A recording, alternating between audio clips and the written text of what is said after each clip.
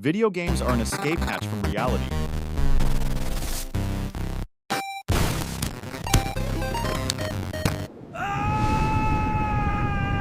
We seek adventure, power, and a fresh start. We control characters, build worlds, and conquer enemies.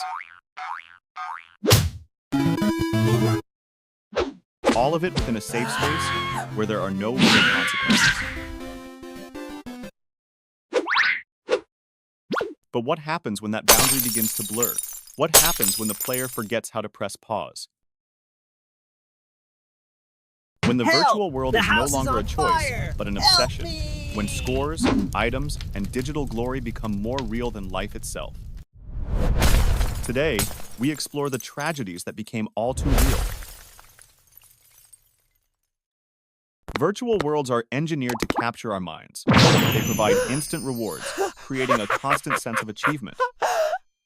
The human brain slowly becomes rewired. It begins to confuse digital stimuli with basic needs.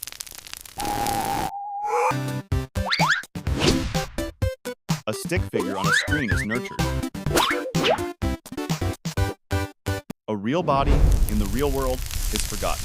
The line between game and life doesn't just blur, it completely collapses. In 2010, in South Korea, a tragedy unfolded.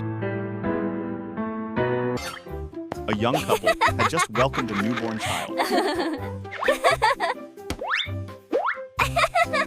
They were also deeply immersed in an online role-playing game. In this virtual world, they were raising a digital child.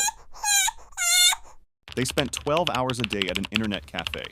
They fed their virtual child, taught it, and gave it affection. But back home, in an empty apartment, a real life was waiting. The newborn baby had been left alone for days. They returned home only to find their child was no longer breathing. The cause of death was prolonged malnutrition. They had successfully nurtured a collection of pixels, while allowing their own flesh and blood to starve. The virtual world had won a cruel victory.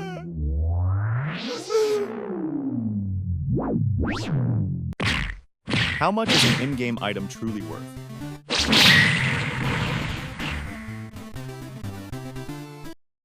It is just lines of code, with no physical existence.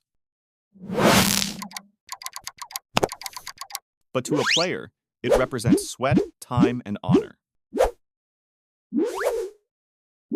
In 2005, in Shanghai, a game called Legend of Mir 3, a player named Chiu Chengwei lent his friend a dragon saber. This was an incredibly rare and powerful weapon. That friend, Zhu Kaoyuan, then sold the sword. He sold it for the equivalent of over $900 US. Chiu Chengwei was enraged when he found out.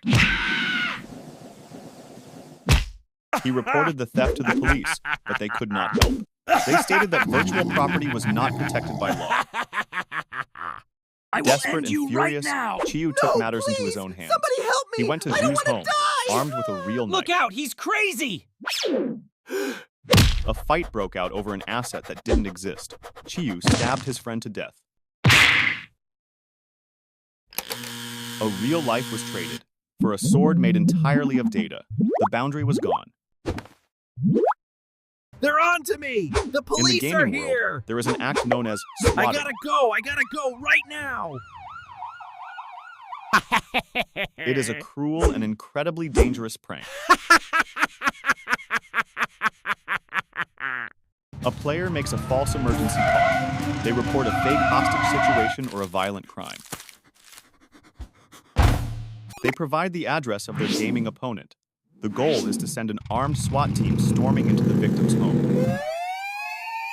In 2017, a dispute over a Call of Duty bet. The wager was only $1.50. What are you talking about? I don't owe you anything!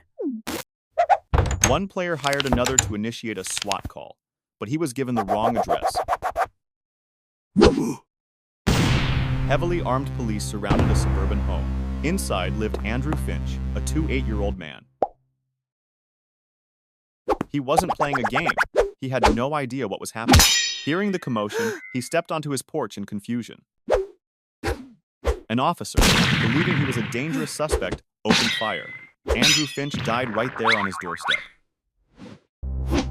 A virtual prank had caused a real death. The consequences of the game had spilled out of control. 3 stories, 3 tragedies, 3 boundaries crossed.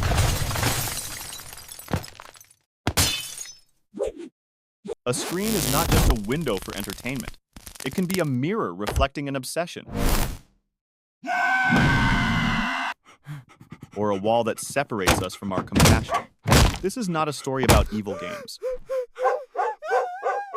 It is a story about human disconnection, when the virtual world becomes so compelling that we forget what is truly important. The value of a real life. Where is the line between passion and destruction? When does a hobby cross its boundaries? Share your thoughts in the comments below. And